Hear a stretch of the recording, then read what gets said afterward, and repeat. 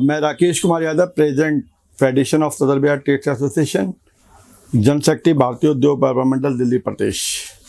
अभी हमने सभी व्यापारियों ने मिलकर एक डेलीगेशन माननीय जीएसटी कमिश्नर अंकुर गर्ग साहब से मिला और उन्हें अपने व्यापारियों का दर्द समझाया।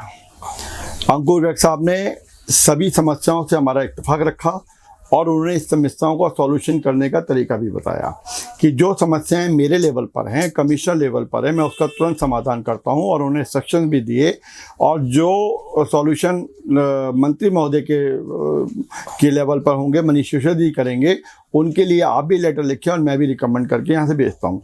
और कुछ मुद्दे ऐसे होते हैं जो काउंसिल करती है, वो काउंसिल को आप बराबर कोरस्पॉन्डेंस करें तो बात बन पाएगी, क्योंकि कॉन्टिन्यूटी ही सॉल्व करेगी प्रॉब्लम्स को। ये हमारी एक बात हुई।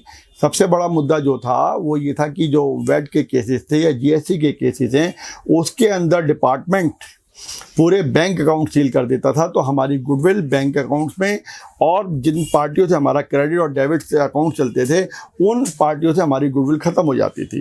तो हमने कमिश्नर साहब को कहा कि हमारे पास 3 महीने का टाइम होता है अपील करने का, 1 महीने पैसा जमा कराने का टाइम होता है, तो आप इमीडिएट क्यों करते हैं? और अगर आप बैंक अकाउंट आपने सील करने हैं तो आप बैंक अकाउंट की लिमिट बांधिए। अगर हमने आपका 2 लाख 5 लाख रुपये देना है तो 5 लाख तक का हमारा अकाउंट सील होना चाहिए, ना कि अकाउंट सील हो जाए। उन्होंने ये कहा कि बिल्कुल ये बात ठीक है। इस बात के लिए उन्होंने ऑफिसर्स को भी ऑर्डर्स किए और बैंकर्स को भी कहा कि जो लिमिट होगी आप उसी तक का अकाउंट पैसा रोकेंगे, उसके बाद ऑपरेटिव अकाउंट रहेगा। दूसरा हमारा ये था कि जिनके 2A मिल जाते हैं, 2B मिल जाते हैं, तो उनके ऊपर जो डिफरेंसेस हैं, उसके ऊपर जो पेनल्टीज लगती हैं वो नहीं लगनी चाहिए। कमिश्नर साहब ने कहा कि क्योंकि उनको कोरोना हो चुका था तो अभी 10 दिन की छुट्टी पे जा रहे हैं, तो इसके बाद वो बात करेंगे। ये जो मेजर पॉइंट है। दूसरा जो फर्जी बिलिंग्स है, फर्जी बिलिंग के व्यापारी वर्ग या हमारी संस्था किसी भी तरीके का सपोर्ट नहीं करती है। लेकिन जब एक परचेजर किसी आदमी से अपना अकाउंट हम परचेज करते हैं तो उस वक्त में हम जीएसटी पोर्टल के ऊपर जाकर देखते हैं कि उस अकाउंट में कोई डिफ़ॉल्टर तो नहीं है। एक गुड बिजनेसमैन होने के नाते, सिटीजन ऑफ इंडिया होने के नाते, हमने जीएसटी पोर्टल पर जाकर देखा कि उस आदमी की गुडविल ठीक है, उसने रिटर्न फाइल की हुई है, कोई उसके अकाउंट में पेनल्टी नहीं चल रही है, कोई पैसा नहीं देना गवर्नमेंट ऑफ इंडिया का।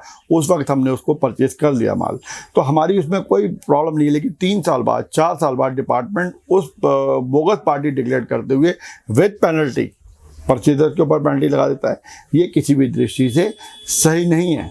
हालांकि हम किसी कबूतरबाज या किसी जो बिल बनाते हैं उनके साथ नहीं है, लेकिन हमने गवर्नमेंट से कहा कि अपने मैकेनिज्म को इतना साउंड करें ताकि एक व्यापारी स्वाभिमान के साथ व्यापार कर सके।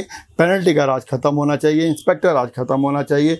और नोटिस का जो हमने उनको कहा कि जो आपके पोर्टल के ऊपर एक जीमेल जाती है और एक मोबाइल नंबर जाता है, मोस्ट प्रोबेबली वो चार्टर्ड अकाउंटेंट्स के नंबर होते हैं, मेल भी और मोबाइल नंबर भी। तो हमने एक सजेशन दिया कि उसमें जो मेन प्रोपराइटर है या मेन जो लीडिंग पर्सन है, डायरेक्टर या चेयरमैन है या प्रोपराइटर है, उनका नंबर और उनकी ईमेल होनी चाहिए।